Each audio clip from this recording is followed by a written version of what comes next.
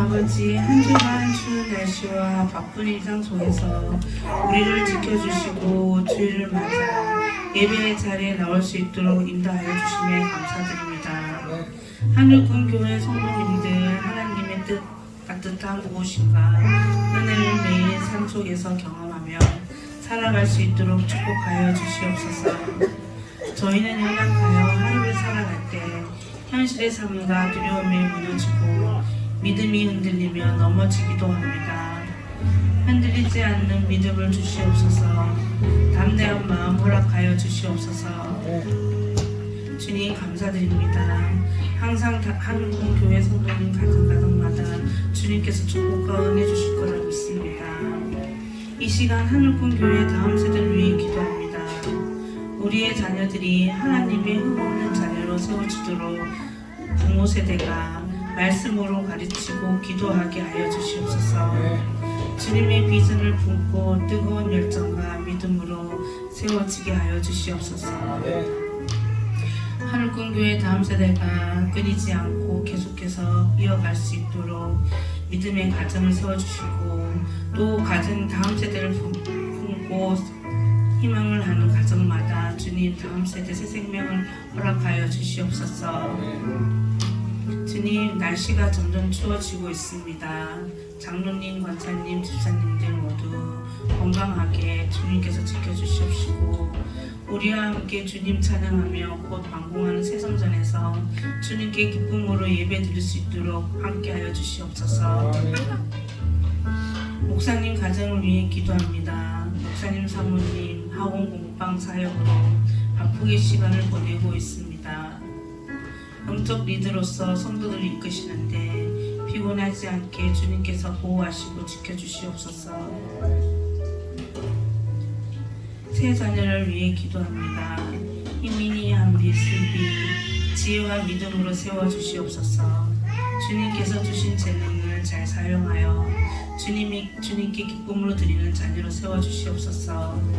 목사님, 사모님 성품을 닮아 어떤 자리에서도 사랑받는 자녀 되게 하여 주시옵소서. 하늘군 교회 모든 가정 자녀들에게 동일한 축복 흘러내리게 하여 주시옵소서.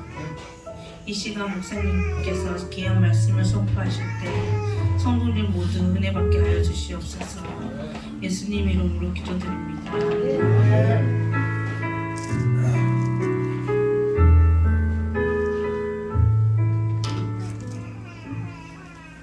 교동문 58번 10편 133편. 보라 형제가 연합하여 동거함이 머리에 있는 보배로운 기름이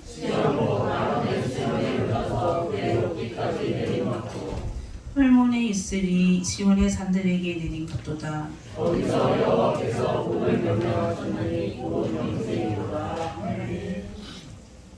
성경 공독 요엘 1장에서 12장 말씀 교독하겠습니다.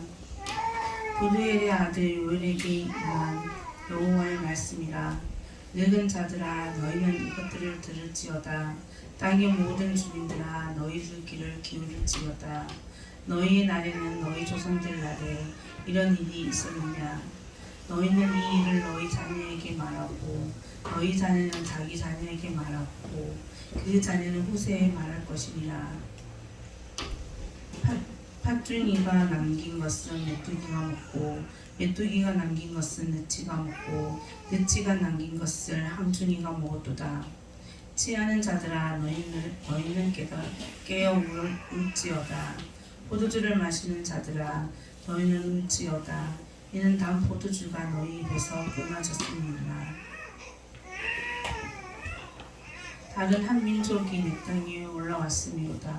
그들은 강하고 수가 많으며 그 이빨은 사자의 이빨 같고 그 어금니는 암사자의 어금니가 같도다. 그들이 내 포도나무를 멸하며 내 무화과 나무를 끌어 빨갛게 벗겨서 버리니 그 모든 가지가 하얗게 되었도다. 너희는 처녀가 어렸을 때 약혼한 남자로 말미암아 붉은 배로 돌고 애국함 같이 할지어다. 소재와 번제가 여호와의 성전에서 끊어졌고 여호와께서 수종드는 제사장이 슬퍼하도다. 밭이 황무하고 토지가 마르니 곡식이 떨어지며 새 포도주가 말랐고 기름이 다하였도다. 농부들아 너희는 부러워할지어다. 포도원 가꾸는 자들아 합곡할지어다. 이는 밀과 보리 때문이라. 밭은 소산이 다 없어졌음이로다. 포도나무가 시들었고 무화과나무가 말랐으며 석류나무와 대추나무와 사과나무와 밭의 모든 나무가 시들었으니 이러므로 사람의 즐거움이 말랐도다. 아멘. 목사님 나와서 말씀 나누겠습니다. 네. 옆에 분하고 인사합시다. 사랑합니다. 축복합니다. 환영합니다. 그래요. 오늘 쿠치바카 제목으로 말씀 나누겠는데요. 지난주까지 호세아 말씀을 나눴고요. 마쳤고요.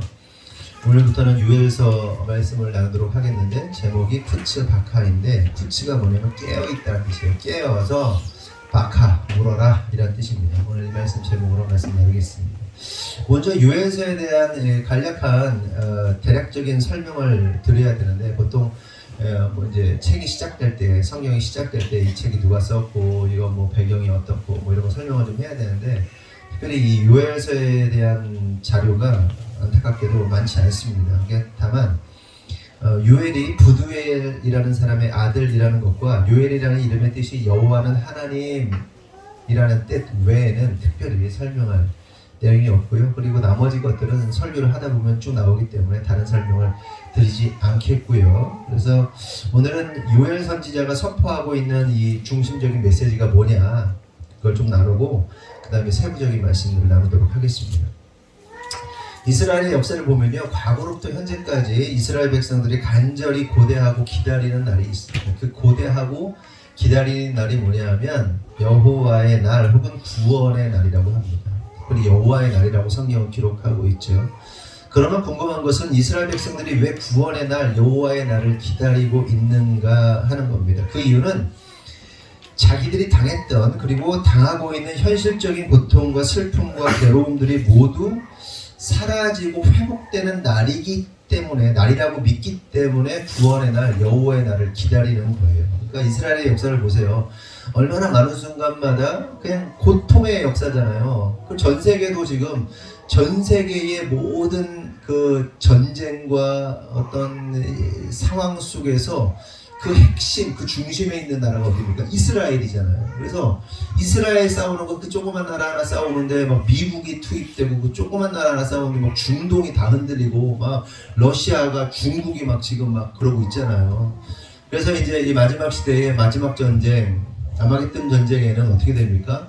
러시아, 북쪽의 곰 러시아가 참전을 하고 중국이 참전을 하게 되면 그 큰 나라들 미국과 중국과 그 러시아가 참전하게 되면 이게 마지막 아마겟돈 전쟁이다, 종말이다 이렇게 얘기를 하는 거잖아요. 그래서 지금 그 나라들이 지금 참전하냐 하지 않느냐. 그래서 일부는 돕기도 하고 뭐 무기를 보내기도 했는데 뭐 안 보냈다 뭐 이런 얘기도 나오고 별의별 얘기가 나오는데 어쨌든 이게 그게 너무나도 중요한 거거든요. 그래서 지금 이제 마지막 날 뭐 이런 얘기를 하고 있는 건데 이스라엘이 어떻다고 했죠? 이스라엘이 이스라엘의 역사를 보면 고통의 연속이잖아요. 고통, 끊임없는 고통의 연속, 슬픔, 죽음, 대학살 이것들이 이스라엘 역사이기 때문에 과거로부터 오늘날 현재까지도 이스라엘 백성들은요, 그 구원의 날, 그 회복의 날, 그 여호와의 날이 임하기를 기대하고 있는 겁니다. 하지만 여기서 우리가 좀 알아야 할 사실은 뭐냐면 그들이 그렇게도 기다리는 이 구원의 날, 여호와의 날이라는 것이 사실은 재앙의 날이고 심판의 날이라는 사실을 깨달아야 됩니다.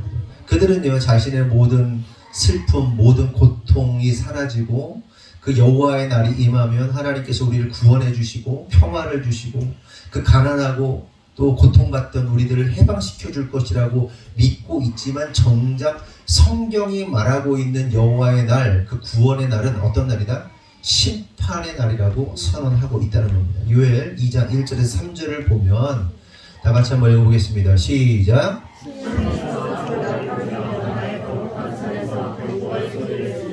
깃털 진들로 다 떨게 하시니 이는 여호와의 날이 이르게 되리라. 이제 임하셨으니 곧 어둡고 깜깜한 날로 직접 구름이 덮인다리라. 새벽빛이 산꼭대기에 덮인 것 같으니 이는 맑고 까만색이 일정이라.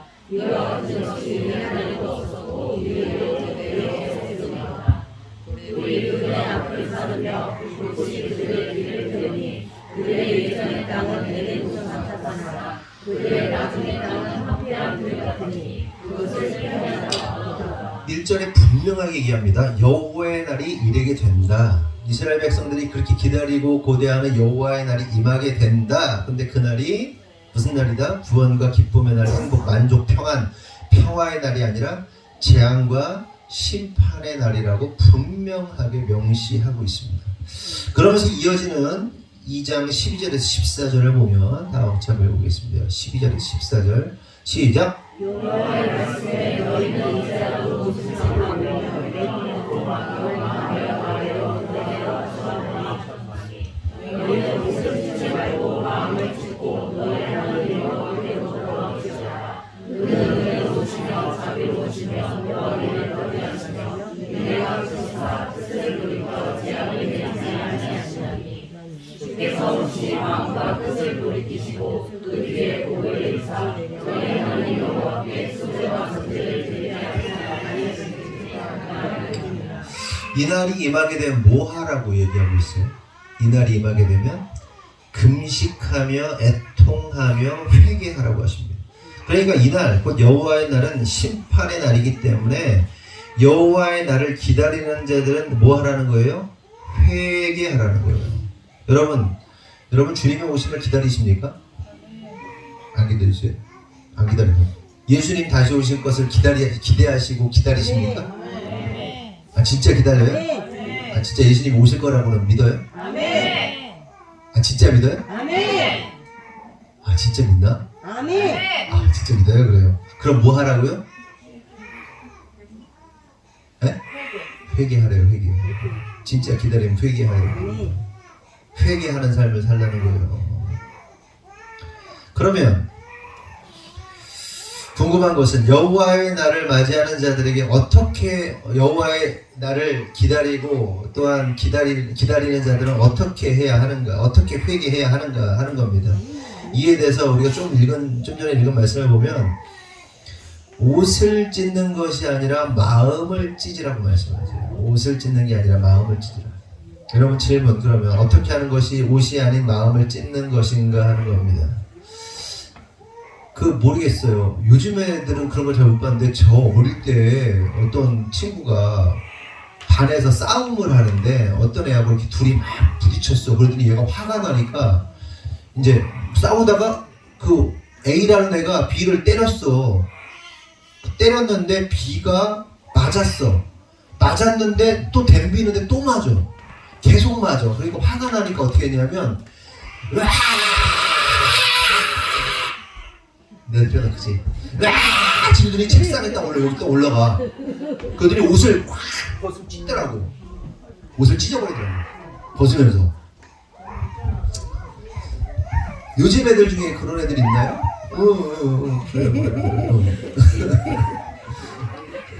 니네들 친구들 중에 화난다고 옷 찢으면서 막 화내는 데 본 적 있어? 니네? 응? 뒤지게 맞지? 옷 찢으면 옷이 얼마나 비싼데. 네? 옷을 찢지 말고 마음을 찢으라고 말씀하시는데, 그러니까 이스라엘 아시겠지만 참당할 때 이스라엘 백성 죄를 뒤집어 쓰면서 옷을 찢잖아요. 근데 야, 옷 찢을 게 아니야. 네 마음을 찢어야 돼. 이렇게 말씀하시는 겁니다. 그러면 어떻게 하는 것이 마음을 찢는 것인가 하는 겁니다. 막 슬퍼하면서 닭똥 같은 눈물을 흘리면서 막 통곡하면서 막 가슴을 쥐어짜면서 떼굴떼굴 구르면 그게 마음을 찢는 것일까 하는 겁니다. 그렇잖아요. 뭐 애들 우리 시온이가 가끔 혼나는데 공방에서 그럼 뭐 닭똥들 같은 눈물을 막 뚝 흘리면서 막 그냥 막 달라. 눈물 흘리니 뚝 이렇게 뚝 이렇게 하면 그게 마음을 찢는 것인가? 막 통곡하면서 막 하나님 막 이러면서 그게 마음을 찢는 것인가? 도대체 도대체 마음을 찢으며 회개하는 것이 무엇인가 하는 겁니다. 여러분, 그런데 여기서 우리가 알아야 할 사실은 그 마음을 찢는 행위라는 것은 인간의 힘으로 불가능하다는 거예요. 그러니까 마음을 찢는 회개는 오직 하나님의 영으로 성령으로만 가능한 것이지 인간이 어떻게 막 쥐어짠다고 해서 마음을 찢는 기도를 할 수 없어요. 회개를 할 수 없어요. 그리고 그렇게 성령으로 마음을 찢은 자들이 주의 이름을 부르게 되는 것이고 그렇게 주의 이름을 부르는 자들이 구원을 받게 되는 겁니다. 여러분 회개하고 싶다고 회개가 되나요? 여러분 나는 회개해야지. 회개해서 구원받아야지. 그러면 그게 되냐고.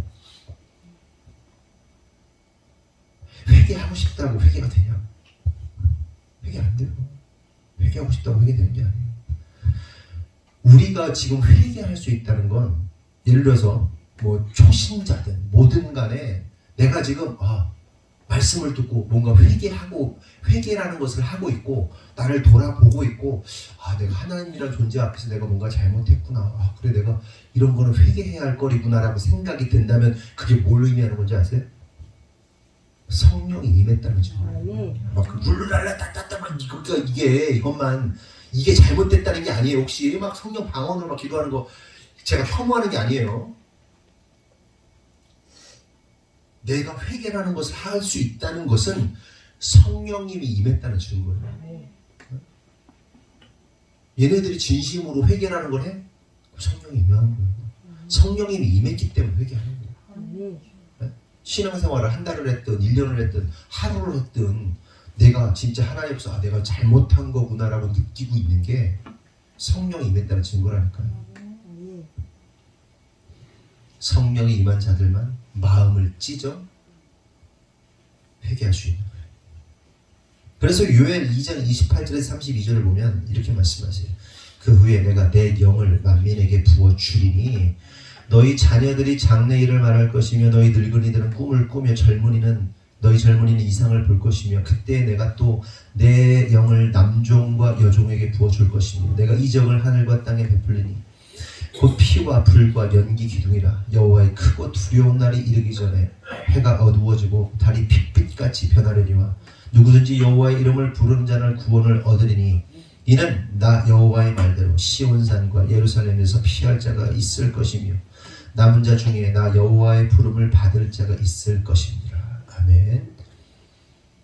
보세요. 그러면 여기 줄 쳤는데 32절에 누구든지 여호와의 이름을 부르는 자는 구원을 받는다. 근데 앞에 뭐가 나와요? 30절. 앞에 28절. 내 영을 만민에게 부어준다. 그러니까 내 영을 부어주면 어떻게 되는 거예요? 회개하게 되고 회개하면서 여호와의 이름을 부르는 자들이 나타나게 된다는 걸 의미하는 겁니다. 여기서 우리는 그 여호와의 날, 구원의 날, 그러면서 또한 심판의 날, 그 종말의 날에 관한 매우 중요한 사실을 알 수가 있는데 그것은 종말의 날, 그러니까 종말에 가장 중요한 두 가지 사인이 있는데 첫째는 내 영을 만민에게 부어준다는 것이고 둘째는 그렇게 영을 받은 자들이 여호와 이름을 부름으로 구원받게 된다는 거예요. 이해되셨어요? 하나님의 영이 임하고 영이 임한 자들이 마음을 찢어 회개하게 되고 회개한 자들이 뭐하게 된다? 여호와 이름을 부르게 된다는 겁니다. 그러면 질문할게요. 1, 2, 3, 4번 중에 그러면 만민에게 영이 부어지고 여호와의 이름을 부름으로 구원받는 사건이 인류의 역사 속에서 있었을까요? 없었을까요? 과거에 있었을까요? 아니면 현재까지, 과거로부터 현재까지 진행되고 있는 일일까요?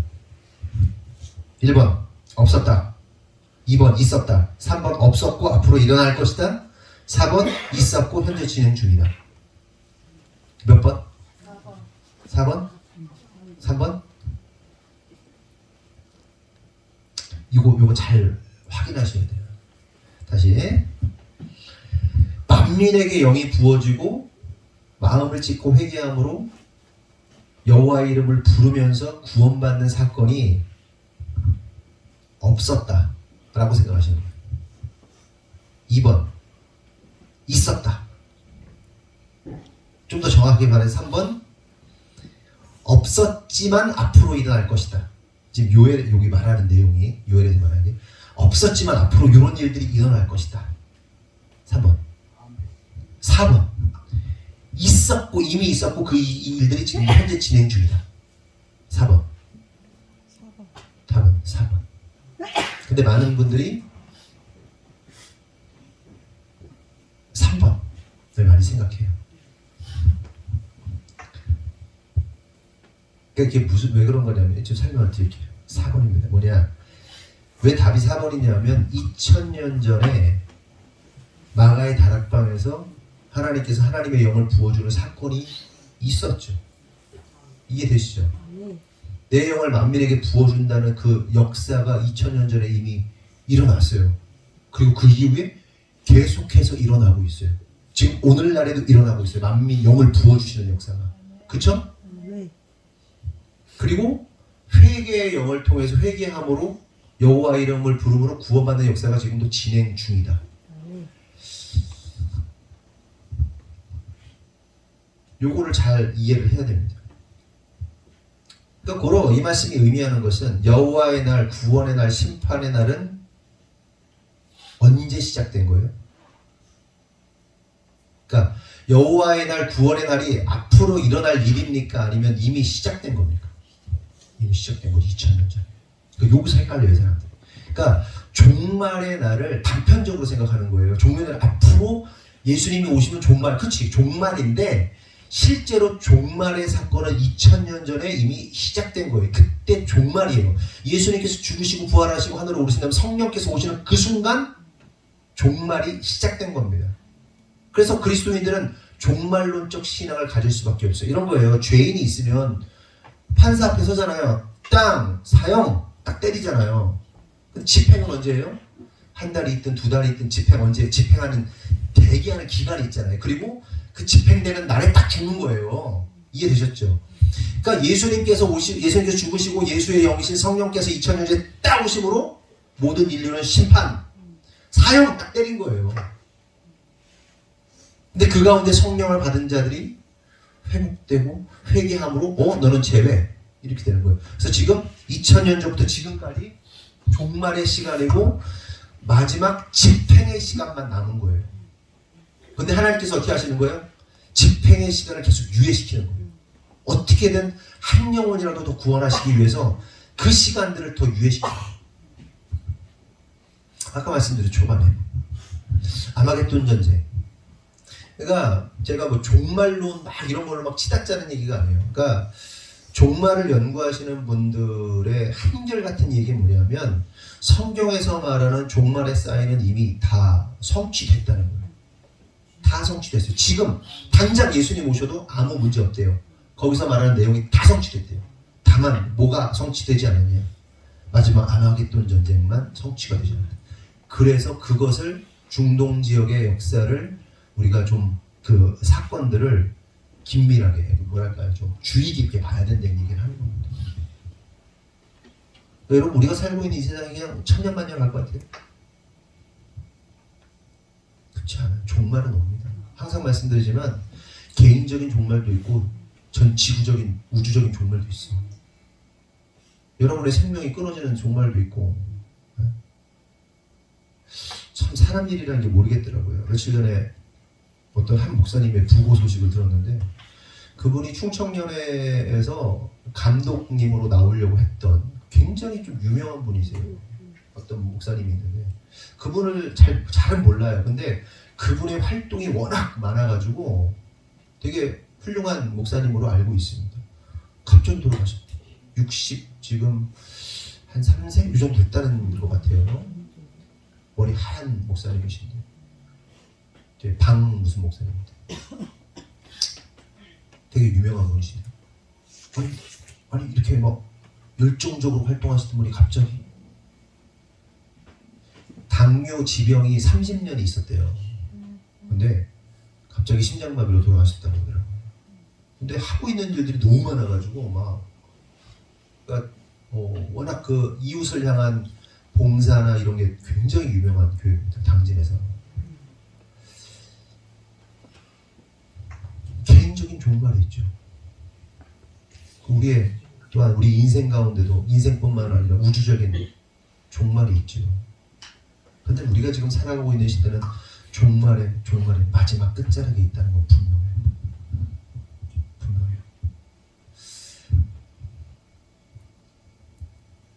그렇게 구원의 날, 심판의 날은 이미 2000년 전에 시작되었고 우리가 살고 있는 이 시대가 바로 여호와의 이름을 부르면 구원받고 여호와의 이름을 부르지 않으면 심판받는 그 심판의 날들 가운데 한 중간에 있다, 한 마지막 자락에 있다라는 것을 우리가 이해함을 가졌으면 좋겠어요. 이게 이제 요엘서의 핵심적인 내용이에요. 요엘이 요 얘기하고 있는 겁니다. 오늘 찬양했잖아요. 자녀들은 예언할 것이 청년들은 아비들은 꿈을 꾸리라. 아비 되신 분들은 꿈 꾸세요? 무슨 꿈 꾸세요? 되게 중요하거든요. 무슨 꿈 꾸세요? 청년들은 환상을 보는데 무슨 환상을 보세요? 그러니까 예수 그리스도의 환상, 하나님 나라의 완성에 대한 환상을 보고 있지 않고 다른 환상 보고 있으면 망한 거예요.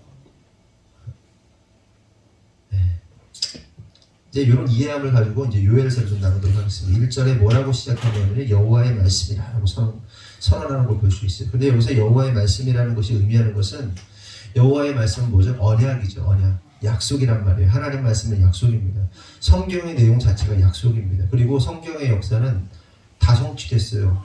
믿든 안 믿든 성경은 하나님 말씀대로 성취됐습니다. 그 역사 속에서 많은 어떤 사건, 어떤 흐름들 그래요. 다 중요한지 모르겠지만 결국은 말씀대로 진행되고 있고 말씀대로 성취되고 있습니다. 그래서 하나님의 말씀이라는 것은 하나님의 언약, 하나님의 약속이라는 것을 의미하는 겁니다. 그러므로 하나님께서 여호와의 말씀이다 라고 시작할 때 선포하고 있는 것은 뭐냐면 하나님께서는 자신이 말씀하신 바를 신실하게 이루어내시는 분이라는 것을 말씀하고 있는 겁니다. 그러니까 요엘서를 통해서 무슨 얘기 하시는 거예요? 여호와의 말씀이라. 야, 나는 언약의 하나님이야. 내가 말했잖니? 나는 이 내 말대로 나는 반드시 이걸 이룰 거야 라고 말씀하시는 거예요. 그리고 그 말씀대로 성취됐고 성취되어가고 있습니다. 그러면서 가장 먼저 뭐라고 그러냐면 야, 늙은 자들아 너희는 이것을 들으라 라고 하시면서 너희의 날이나 너희 조상의 날에 이러한 일들이 있었느냐? 라고 묻습니다. 이게 무슨 얘기예요? 야, 지금까지 네가 지금 이 일들, 내가 말하고 있는 일들 이런 거 있었어? 없었어. 근데 그 일들이 일어날 거야. 반드시 일어날 거야 라고 이야기하시는 거예요. 그러니 너희 늙은이들은 너희 자손들에게 내가 하는 말을 대대로 증거해. 그리고 또 그 자손들이 나이가 늙으면 그 대대로 또 증거해. 이날 임할 거야. 여호와의 날 임할 거야. 심판의 날 임할 거야. 계속 전해야 돼. 계속 전해야 돼. 계속 전해야 돼 라고 이스라엘에게 명령하고 있는 겁니다. 그 내용이 4절에 나오는데 결국 하나님께서 늙은이들에게 전하라고 하신 말씀이 뭐냐면 팥죽이가 남긴 것을 메뚜기가 먹고 메뚜기가 남긴 것을 느치가 먹고 느치가 남긴 것을 황충이 먹었다는 이야기를 증거하라는 거예요. 그런데 여러분 팥죽이, 느치, 메뚜기 뭐 이런 거 황충 이게 뭐냐면 다 메뚜기과 동물이라고 하더라고요. 근데 이것이 의미하는 것은 뭐냐면 너희들이 누리고 있는 그 푸르른 모든 것들이 이 네 종류의 메뚜기들이 남김없이 싹 다 갉아먹게 되는 재앙을 받아야만 하는 순간이 오게 될 것이다 라고 얘기하는 거예요. 실제로 여러분 그 중동 지역에 막 메뚜기들 막 이거 재앙 보신 분 있으세요? 해외 토픽 같은 데 보면 나오잖아요. 실제로 그냥 새카맣잖아요. 그냥 아무것도 안 보이잖아. 그 메뚜기 막 이런 떼들이. 나는 옛날 얘기인 줄 알았더니 오늘날에도 있더라고요. 장난 아니더라고요. 다 갉아먹고. 근데 그러한 재앙 상징적이기도 하지만 실제로 니네들이 뭔가 남기려고 하는 그 작은 것조차도 하나도 남지 않는 완전히 회파되는 그런 상황들을 네가 당하게 될 것이다 라고 말씀하시는 거예요. 성도 여러분, 여기서 우리가 깨달아야 할 매우 중요한 사실이 있는데 그것은 이스라엘 백성들이 당하는 재앙이라는 것이 우연히 어쩌다가 재수가 없어서 당하게 되는 것이 아니라 하나님의 언약에 의해서 하나님의 필연에 의해서 일어나게 되는 것이라는 거예요. 그러니까 이스라엘이 당하게 되는 자연재해, 우리가 일반적으로 자연재해 그러면 그치 어쩌다가 일어난 거지, 기후가 어쩌고 이거잖아요. 근데 특별히 이스라엘의 역사 속에서 이스라엘이 당하는 재해들, 특별히 자연재해들은요 하나님의 계획하심 안에 있다는 사실을 깨달아야 돼요. 그러니까 하나님의 허락하시고 하나님의 말씀하시고 선포하셨기 때문에 당하는 재해들이에요. 이스라엘에게 있어서. 그러니까 언약 백성에게 있어서 재해는요 이런 의미를 가지고 있어요. 그래서 신명기 28장을 보면 28장 중에 38절 이렇게 얘기합니다. 네가 많은 종자를 들에 뿌릴지라도 메뚜기가 먹음으로 거둘 것이 적을 것이다 이렇게 말합니다. 42절 내 모든 나무와 토지 소사는 메뚜기가 먹을 것이다 이렇게 말씀하십니다. 하나님께서 이렇게 말씀하시는 이유는 너희들이 하나님의 말씀에 불순종하면 어떻게 된다? 이렇게 된다는 거예요. 그러니까 언약 백성 안에 있는 자들, 야, 그럼 어떻게 하라는 거예요? 이런 일을 당하라는 거예요? 당하지 말라는 거예요? 당하지 말라는 거지. 뭐 하면 되는 거예요? 하나님의 말씀을 따르면 되는 거예요. 순종하면 되는 겁니다. 근데 불순종하면 이렇게 된다는 거죠.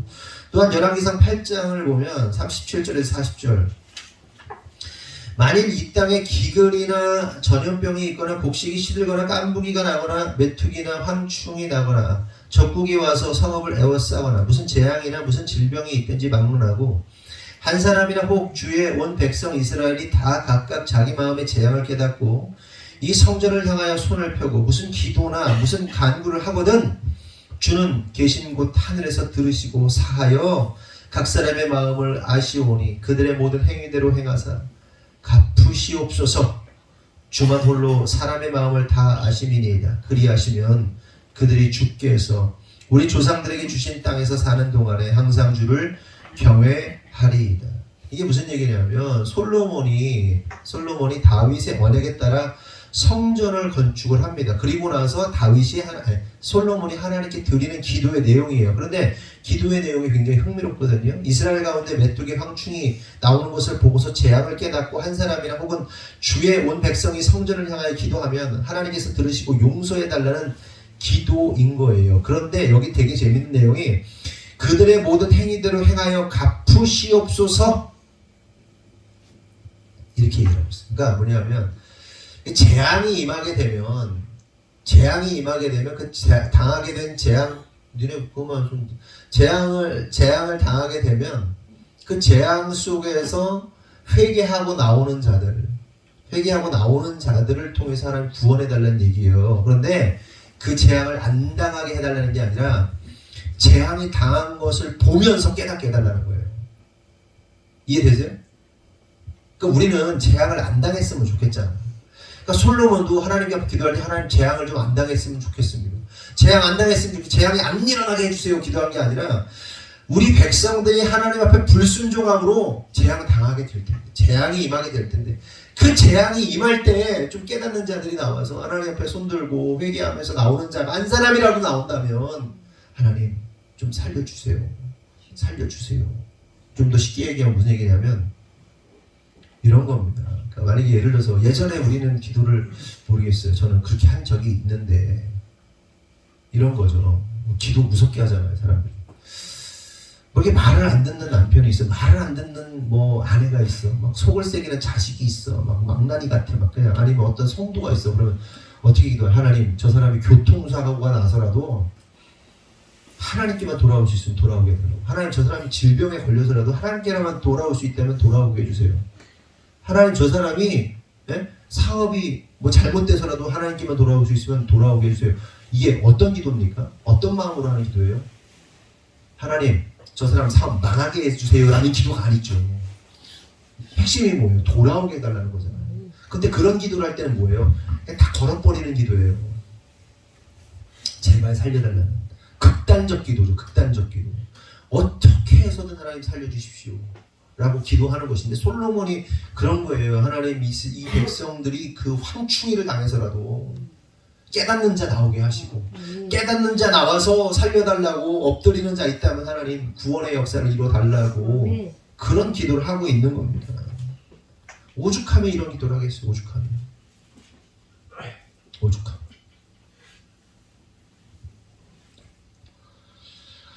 계속해서 1장 5절에서 6절을 보면 그 여호와의 날이 임하였을 때 주의 백성들이 어떻게 회개해야 하는지에 대해서 자세히 말씀하시는 걸 볼 수 있어요. 다 같이 한번 읽어볼까요? 5절 시작.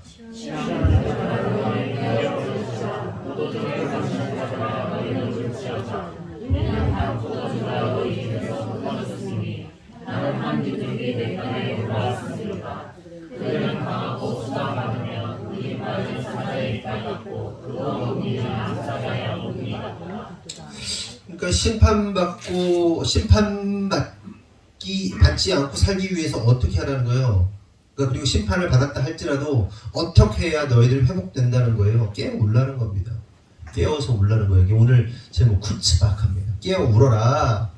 그러면 왜 깨워서 울어야 하는가 하냐? 이방 민족들이 사자의 이빨처럼 암사자의 어금니처럼 다 물어 뜯어버릴 것이기 때문에 깨어 울라는 거예요. 쿠츠박하라는 거예요. 그럼 궁금한 것은 어떻게 하는 것이 도대체 깨어서 우는 것인가? 저와 여러분이 마지막 시대를 살아가고 있는데 깨어 기도해야 될 거 아니에요? 깨어 울어야 될 거 아니에요? 쿠츠박하 해야 될 거 아니에요? 뭐 어떻게 하는 것이 쿠츠박하냐?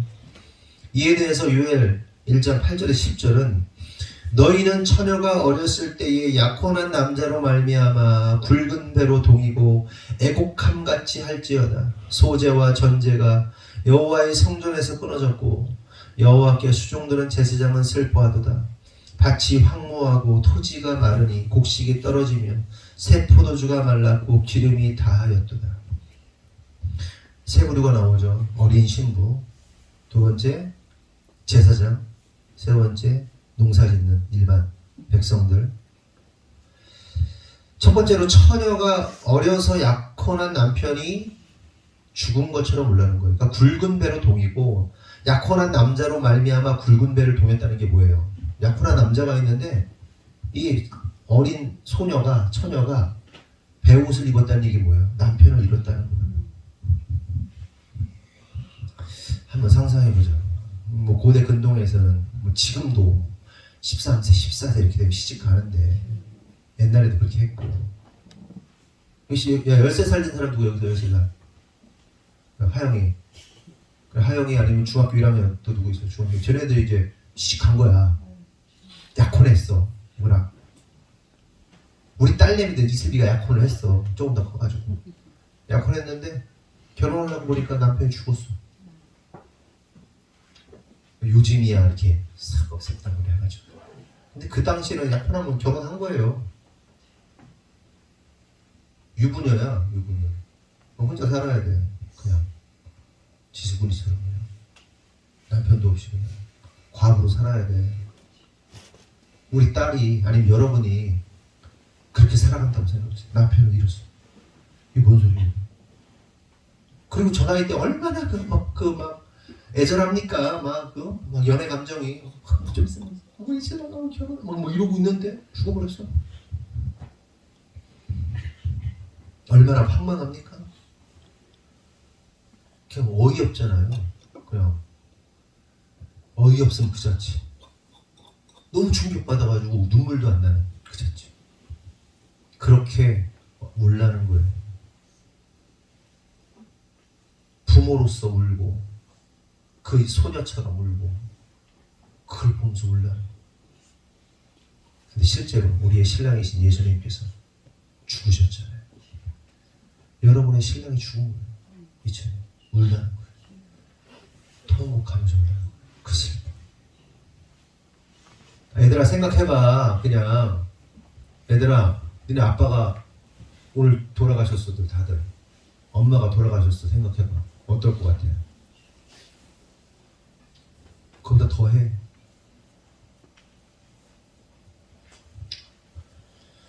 그렇게 울라고 그렇게 회개하라는 거예요. 또 제사장이 제사를 못하는 게 얼마나 슬픈 일입니까? 제사를 드릴 수 없다는 것이 엄청난 슬픔이죠. 이상희 목사님이 지금 투병 중에 있습니다. 어제 그저께 통화했는데 사모님하고 통화했는데 이제 눈을 감고 계신데요. 눈을 뜰 수가 없어가지고 눈 감고 계시대요. 점점 좋아지지는 않고 있고 악화되고 있어요. 많이 남진 않은 것 같습니다. 네, 이제 2달 전에 그 친한 동기 목사들이 있잖아요. 저도 자주 방문하지만 박인규 목사라고 있어요. 그 친구도 자주 방문하는데 그 친구가 이제 위로하느라고 자기 이제 아내하고 아내도 목사님이고 자녀들 데리고 시골이니까 차를 끌고 가서 토요일 날 거기서 캠핑을 하면서 목사님을 좀 이렇게 즐겁게 해주고 그때 좀 몸이 좀 나았을 때 그리고 주일날 이제 예배를 드리는데 이제 박인규 목사가 예배를 이렇게 인도를 한 거예요. 설교를 하고 찬양을 하고 설교를 하고 좀 한 다음에 마지막에 이렇게 목사님이 앉아있는데 목사님 나오세요. 이렇게 못 일어나 잘 부축해가지고 늘 나오세요. 목사님 축도하세요. 갑자기 축도하는 거예요. 제가 무슨 말을 하는지도 잘 모르는데 막 축도를 했어, 목사님. 그래서 예배가 마쳤어요. 마치고 나서 이제 박경규 목사가, 이상희 목사님, 형 축도하고 싶었지? 축도하고 싶었지? 그리고 이상희 목사님, 나 축도하고 싶었어. 나 진짜 축도하고 싶었어. 울먹이면서 그 말씀을 하더라고요. 지난번 갔더니 제사장이 제사할 수 없다는 거, 예배자가, 설교자가 설교할 수 없고, 목사가 예배를 인도할 수 없고, 얼마나 큰 슬픔입니까? 그게 우리는 맨날 일주일에 한 번씩 드리는데 그게 아니에요. 그게 부르심이고 그게 소명이고 그게 사명인데 그걸 할 수 없어. 엄청난 슬픔이죠. 또 포도원을 다스리는 자가 곡하라는 건데, 모든 이 농사 짓는 사람의 슬픔이 뭐예요? 그냥 다 들어가서 다 말라 비틀어진 그 곡식을 볼 때 어떻게 했어요? 우는 거예요. 울 수밖에 없는 거예요. 자기의 본질이 다 무너지는 거잖아요. 생명과도 같은 것이다. 그럼 왜 울라는 거예요? 재앙이 임하였다는 사실을 깨닫고 정신 차리고 회개하라는 말이에요. 결국 그 말은. 그리고 그렇게 회개함으로 돌이킬 때 여호와의 날, 그 심판과 재앙의 날이 구원과 기쁨의 날이 될 거라는 거예요. 여러분, 여기서 우리가 깨달을 매우 중요한 사실은 성경이 말하는 재앙과 심판의 날과 구원과 기쁨의 날은 다른 날이 아니라 같은 날이다.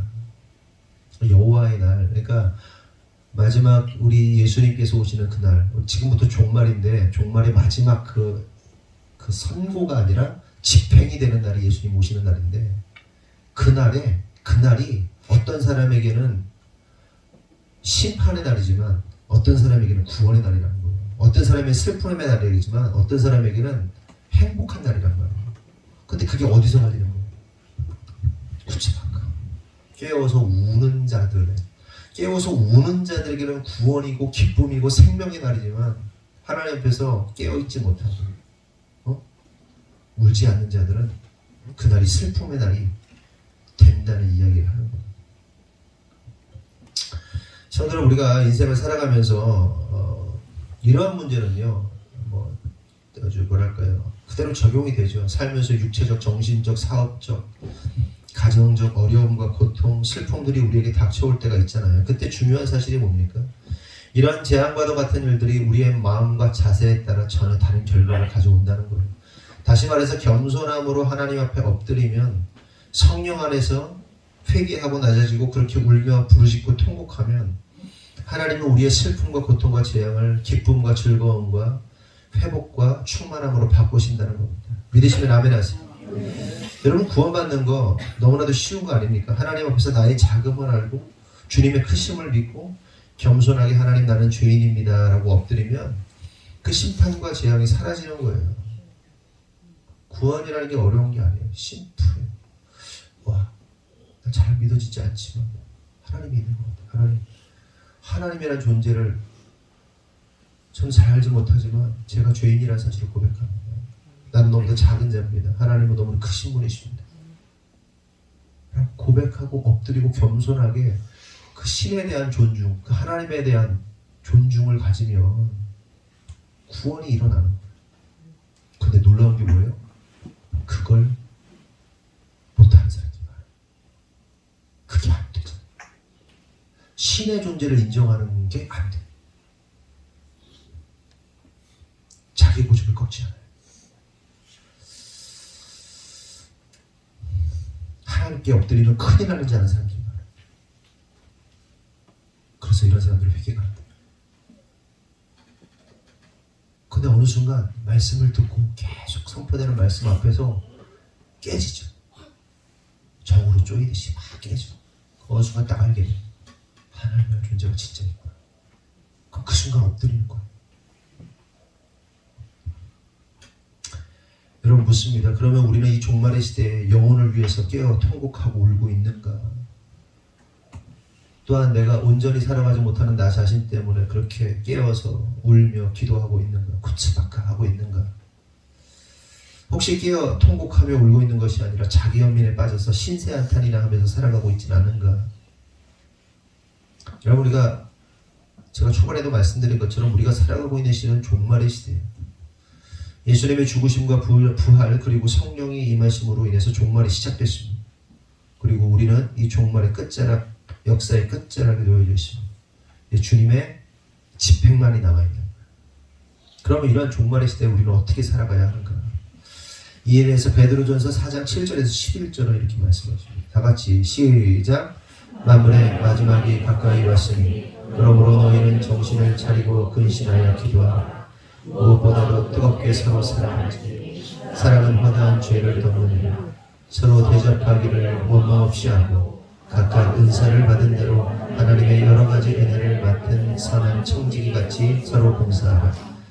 만일 누가 말하려면 하나님의 말씀을 하는 것 같이 하고 누가 봉사하려면 하나님이 공급하시는 힘으로 하는 것 같이 하고 이는 범사의 예수 그리스도로 말미암아 하나님의 영광을 받으시게 하려 함이니 그에게 영광과 권능이 세세에 무궁하도록 있느니라. 아멘. 만물이 가까웠어요. 그러므로 우리는 더욱더 정신을 차리고 기도해야 됩니다. 무엇보다 열심히 뭘 해야 돼요? 사랑하라고. 사랑하라고 말씀하세요. 무엇보다도 만물의 마지막이 가까이 왔으니 그러므로 정신을 차리고 근신하여 기도하고 무엇보다도 뜨겁게 사랑하라고. 사랑해야 돼. 뜨겁게 사랑해야 돼. 또한 그 사랑으로 허다한 죄를 덮고 또한 서로 대접하기를 원망 없이 해야 하는 겁니다. 그리고 받은 은사대로 선한 청지기로서 봉사의 삶을 살아야 하는 거예요. 마지막 시대에 살고 있어요. 뜨겁게 살아야 돼. 뜨겁게. 요즘은 무관심에 들잖아요. 시대잖아요. 관심 없죠. 다른 사람에 대해서. 사랑 없으니 관심을 가져야 돼요. 관심을 가지고 그 사람이 어떻게든 살아낼 수 있도록 하나님의 뜻대로 살 수 있도록 도와주는 것, 이게 사랑이에요. 사랑해야 돼. 뜨겁게 사랑. 그리고 받은 은사대로 선한 청지기의 역할을 다 하시는 거예요. 여러분들이 받은 은사들이 다 있잖아요. 각각의 은사들이 있잖아요. 그것으로 섬겨야 되죠. 여러분, 말씀을 마칩니다. 저와 여러분이 오직 하나님께 영광 돌리는 삶을 살기 원합니다. 그럴 때 주님 다시 오심으로 인하여 임하게 되는 그 심판과 재앙의 날에 우리는 구원받고 기쁨으로 그날을 누리게 될 거예요. 그러므로 성도 여러분, 저와 여러분이 마지막 시대에 영혼들을 위해 깨어 기도함으로 눈물 흘리고 통곡할 줄 아는 성도 되기를 예수님의 이름으로 축원합니다. 기도하겠습니다. 하나님 감사합니다. 오늘 말씀을 통해서 깨어 울라는 주님의 말씀을 우리가 듣게 되었습니다. 주님, 간절히 바라는 것은 우리가 이 마지막 시대에 살고 있다는 사실을 인지하게 하시고 그리하여서 이 마지막 시대 가운데 어떻게 하면 나 잘 먹고 잘 살까? 이게 아니라 어떻게 하면 영혼들을 위하여 솔로몬의 기도처럼 그 하나님 앞에 돌아오는 그 한 사람을 통하여 구원해달라는 그 기도처럼 그것이 예수님을 통해 성취되었고 또 오늘날 우리 가운데 그렇게 예수님처럼 회개함으로 돌이키는 그 한 사람을 통하여 하나님 구원의 역사가 일어날 수 있도록 우리가 그런 한 사람 되기를 원하며 기도하며 나아갈 수 있는 우리가 될 수 있도록 주님께서 축복하여 주시옵소서. 이 시대는 깨어있지도 않고 울지도 않는 시대입니다. 신앙인들이 다 잠들어 있고 또 세상에 취해 있는 시대입니다. 하나님 간절히 바라오니 우리 하늘꿈교회 성도들이 깨어서 울 줄 아는 성도 되게 하여 주시옵소서. 그리하여서 이 마지막 주님의 심판이 집행되는 그날 슬픔이 아니라 기쁨으로 주님을 맞이할 수 있는 우리 성도 되도록 축복하여 주시옵소서. 주님께서 이루실 줄 믿사옵고 예수님의 이름으로 기도합니다. 네. 광고. 오늘 설거지 김다혜, 최은지, 박혜린, 박혜연 성도. 이제 우리 최은지 집사님이 결혼했죠? 지금 실혼여행 가 있어요. 대신 누가 바꿔주시고 다음 주는 유경석, 조경희, 유혜린, 이한빈 이렇게 해주겠습니다. 다음 주 대표 기도는 권혜선 집사님. 뭐 다른 것도 있나요? 네. 그 사이에 교회 조금 외관이 바뀌었어요. 미리 좀 하라고 해서 좀 했고요. 그리고 내부 준공 문제는 우레탄폼을 쌓았기 때문에 그게 마무리가 아니어서 하성의 말씀 나누겠습니다. 구호 준비! 네. 더 높은 부르심으로 돌아! 아멘. 기도하겠습니다. 하나님 감사합니다. 우리가 선포한 것처럼 더 높은 부르심, 더 깊은 부르심, 그렇게 새로운 존재로 우리가 2023년 선포하며 나아갔는데 이제 얼마 남지 않았습니다. 한 달밖에 남지 않았습니다. 한 달 조금 더 남게 남았는데 하나님, 우리가 외치고 선포한 것처럼 더 높고도 깊은 부르심으로 나아가는, 그래서 새로운 존재로 탄생하는 2023년 될 수 있도록 역사하여 주시옵소서. 건축이 지지부진하고 인간의 생각대로 계획대로 되지 않고 참 그 과정마다 힘이 들고 어렵지만 그럼에도 불구하고 우리가 입술로 고백할 수밖에 없는 것은 이 모든 것이 하나님의 계획 안에서, 하나님의 뜻 안에서 성취되고 있다는 사실을 우리가 믿음으로 고백합니다. 순간마다의 하나하나의 사건을 보면 참 납득하기 어렵고 이해하기 어렵지만 결국 최종적으로 주님은 승리하시고 주님께서 영광 받으실 줄 믿습니다. 다만 우리가 그 과정 속에서 하나님의 깊으신 뜻을 이해하고 또한 우리의 부족함을 깨닫고 배우는 시간으로 우리가 잘 삼도록 인도하여 주시고, 그래서 하나님의 온전한 뜻을 이해함으로 그렇게 하나님의 마음을 시원케 하는 우리 하늘꿈교회 될 수 있도록 역사하시고 주장하여 주시옵소서. 하나님, 우리가 살고 있는 시대는 마지막 시대입니다. 이 마지막 시대 가운데 깨어서 울 수 있는 성도들 될 수 있도록 인도하여 주시옵소서. 이 말씀이 우리 심령 가운데 잘 박힌 못이 되게 하시고 뿌리 깊게 내려서 열매 맺고 또한 성장하고, 그래서 우리의 그 믿음과 신앙이 우리 자녀들에게 잘 흘러갈 수 있도록 하나님 축복하여 주시옵소서. 또한 기도하는 것은 하나님, 우리 성도들이 주님 앞에 예물을 드립니다. 물질을 드립니다. 드린 손길 위에 축복하시고 가정과 사업과 직장 가운데 기름 부어주시고, 이 어려운 시대에 하나님 재정적으로 고통당하고 어려움 당하지 않도록 하나님께서 지키시고 보호하여 주시옵소서. 무엇보다도 물질을 다룰 줄 아는 능력을 부어주셔서 하나님 잘 관리하고 잘 사용하고 잘 운영하여서 하나님 돈 때문에, 재정 때문에 어려움 당하지 않도록 하나님께서 지켜 주시옵소서. 하나님, 우리 자리에 오지 못한 또한 성도들이 있습니다. 하나님, 그들이 이 자리를 기억하게 하시고 어디 있든지 간에 그들 마음 가운데 하나님을 기억하고 하나님 앞에 온전히 나아갈 수 있도록 주님 축복하시고 인도하여 주시옵소서.